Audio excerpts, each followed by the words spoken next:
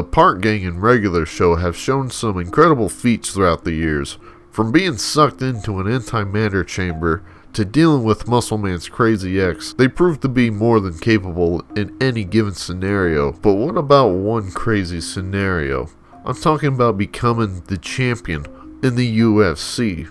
Do they have what it takes? What's up, crackheads? Graham Cracker01 here, and today we're going to figure out who among the Park Gang would become UFC champ. Now, given that these are cartoon characters, it is hard to figure out the height and weight of the gang, so I gave it my best guess. Another thing to consider is that they will be fighting under UFC rules, meaning no magical powers, such as the power or the Fist of Justice. We'll start off with Mordecai. I decided to put him in the featherweight division because he's a bird, and so he'll be facing Alexander Volkanovski. Now, looking at Mordo fight, and you can say this about all the other Park bros, they are ready and willing to fight, but that doesn't make them any good. Sure, you can land a few clean hits here and there, but for a 5-round fight at the top level, it's a different story. Mordecai seems to have hands for the most part, but ultimately will fail against someone with experience.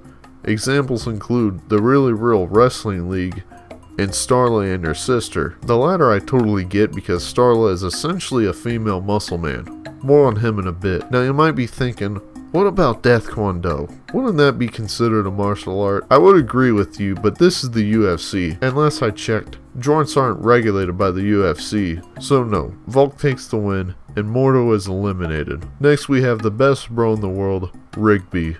And I gotta be honest, I have no idea how much he weighs or what division he belongs in. I don't think that matters because I don't see him winning. He uses his stature to duck under and grab enemies from behind until they just end up throwing him off, usually acting as a support rather than winning one-on-one fights. Therefore, he loses. Believe me, if he had Death Kwon Do, he would mop anyone easily. But alas, rules exist. Moving on, we have Skips. Skips is the GOAT.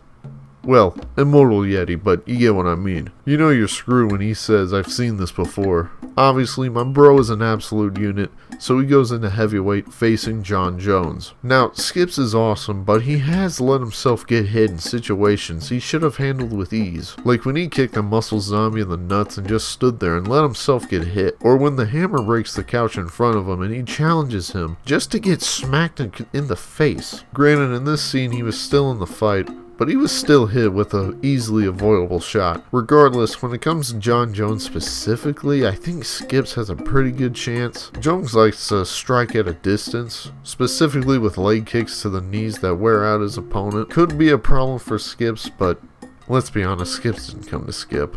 I really like this matchup because I don't have a clear winner, to be honest with you. On one hand, Skips is immortal and has a lot of experience and ultimately overcomes whatever is in front of him. And then you have John Jones, who's a bit similar in a way. I think I'm leaning more towards Skips on this one. Jones is the GOAT, don't get me wrong, but Skips' experience and willingness to continue the fight no matter the odds edges Jones and gives us our first champion. Next we have Muscle Man, a personal favorite of mine and my boys, and an all-around cool guy. I am placing him in the light heavyweight division going against, that guy. Yeah, I have no idea how to pronounce his name. Onk. We'll call him Onk. Anyway, Muscle Man wins.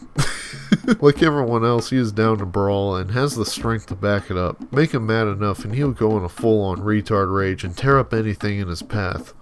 Lifting boulders and throwing them a great distance, and even a small building too. I mean, sure, it's a prank in this instance, but he still lifted it and threw him with ease, like, damn. And his special move, the flying gut. Yeah, I saw this and was inspired to make this video. I don't even know a whole lot about Ankh, but he's not gonna live through this. He's just not.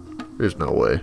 Pack it up, bro. You're done. Easy win for the Muscle Man and our second champ on the Park Gang. Pops is by far the most powerful character by the end of the show, but even without his powers, he's tough. He's got hands and even wrestled in his younger years. He pretty much soloed the Really Real Wrestling League and even a giant polar bear. Yeah, he's goated. Only issue... This is kind of funny. I have no idea what weight class he's in. His head is just so massive. I just can't figure out where to place him. I tried looking it up. No idea where to put him. But I believe that doesn't even matter.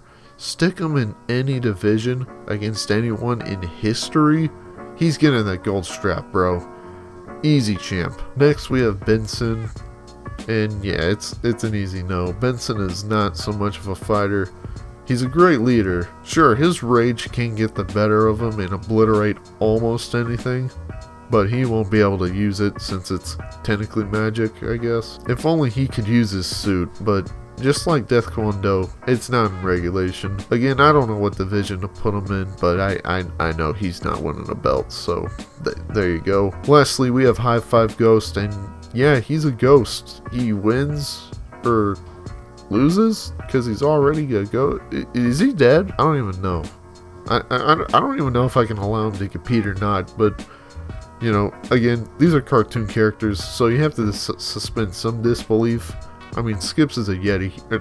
In all honesty, he just ripped John Jones in half, but you know, suspended disbelief, he's still champion. Anyway, there you have it, ladies and gentlemen, our champions and our losers of the Park Gang. Thank you so much for watching this video. I hope you liked it. Subscribe for more, and have a great day.